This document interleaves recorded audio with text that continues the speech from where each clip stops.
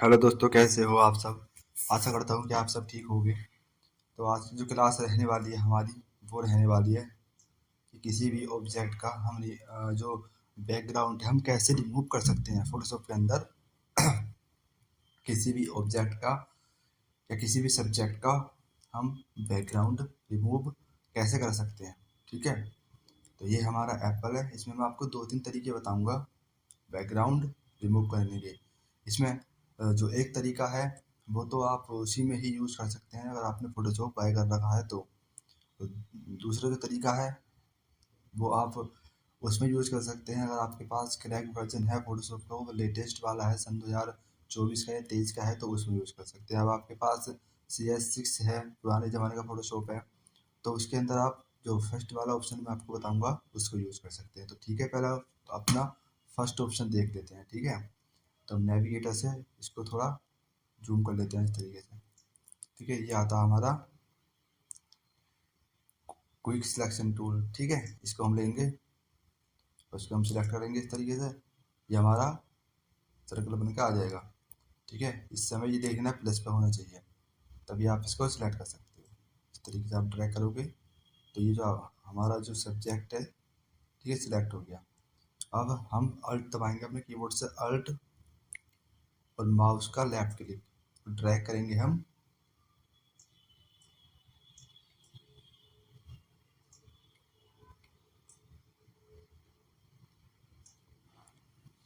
Keyboard से alt दबाएंगे, mouse का लेफ्ट क्लिक दबाएंगे, तो हम इस आइकन को छोटा कर सकते हैं। लेफ्ट की तरफ ड्रैग करोगे तो छोटा होगा, राइट की तरफ ड्रैग करोगे तो बड़ा होगा, नीचे की तरफ ड्रैग करोगे, ऊपर की तरफ ड्रैग करोगे तो फेदर में जाएगा इस तरीके से, नीचे की तरफ ड्रैग करोगे तो हार्ड हो जाएगा।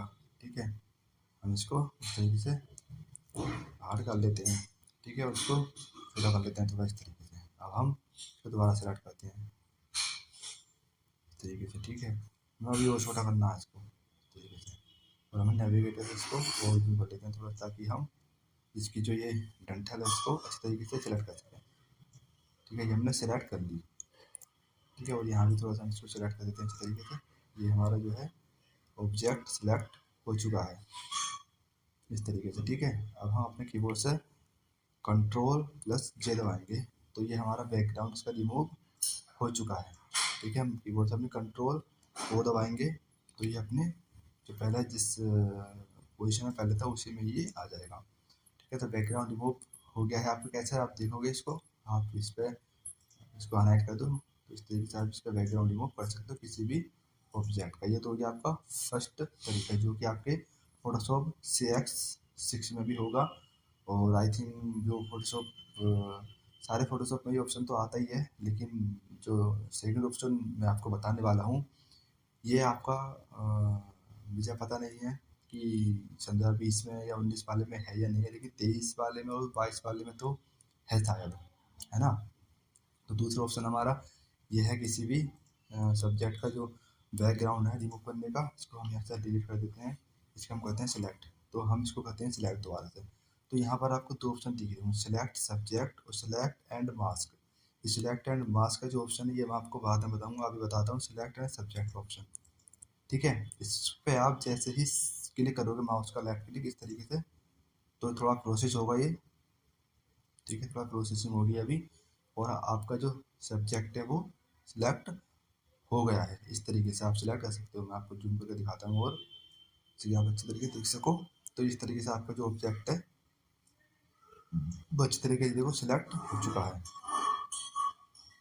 ठीक है, तो आप जैसे ही Ctrl+J दबाओगे तो उसका बैकग्राउंड रिमूव हो जाएगा। ये देखो हो गया। ठीक है, अब Ctrl+O दबाते हैं। ठीक है, अब तीसरा जो तरीका है जो कि उसी फोटोशॉप में आएगा जिसको आपने बाय कर रखा हुआ है, एडोबे की वेबसाइट, उसका आपका उसके आपके पास सब्सक्रिप्शन होगा।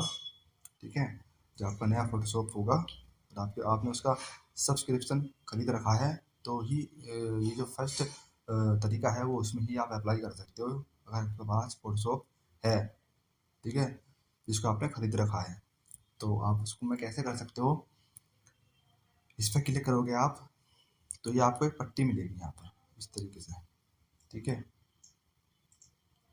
पट्टी अगर आपने फोटोशॉप बाय कर रखा है और ये पट्टी आपकी जो है हाइड हो चुकी है, हाइड बार, ठीक है, ये पट्टी आपकी नहीं आ रही है, आपने फोटोशॉप बाय कर रखा है, नहीं आ रही है, तो आप विंडो में जाओ, यहाँ पर आएगा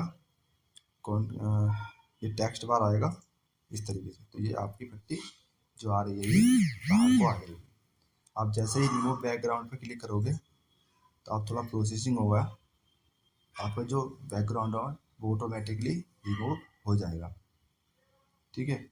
या कुछ बैकग्राउंड ही रिमूव हो चुका है। अब इसके पीछे आप कुछ भी लगाइए, ठीक है, जैसे कि हम पे क्लिक करते हैं और यहाँ से देते हैं हम सॉलिड लेयर, ठीक है, सॉलिड कलर, देखिए हम किसी भी तरीके का जो बैकग्राउंड है वो लगा सकते हैं जैसा आपको अच्छा लगे।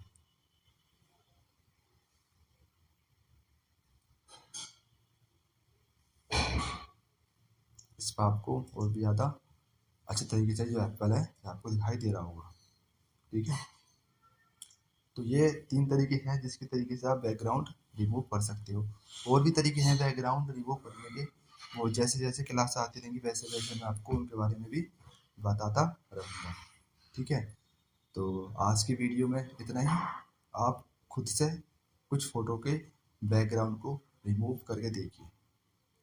और एक बात का ध्यान रखना कि आपका जो फ़ोटो है वो ज़्यादा ही मतलब इस तरीके से ना हो कि उसमें बहुत सारे मतलब एक इंसान के अलावा और भी इंसान उसमें हो, या बहुत ही ज़्यादा मतलब अलग प्रकार का फ़ोटो जिसमें कि आपको बैकग्राउंड रिमूव करने में परेशानी हो। फ़ोटो साफ़ सुथरा हो, बढ़िया हो, उसमें आप बैकग्राउंड आसानी से रिमूव कर सकते हो।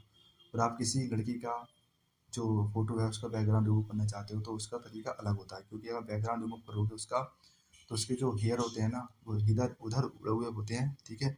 इसके पीछे से जो है आपका हेयर के पीछे कुछ ना कुछ उसी बैकग्राउंड का जो कलर है वो दिखाई देगा। तो हेयर के पीछे से जो कलर होता है वो किस तरीके से रिमूव होता है वो मैं रीटचिंग वाली क्लास में बताऊँ, जब फेस रीटचिंग बताऊँगा आपको, है ना।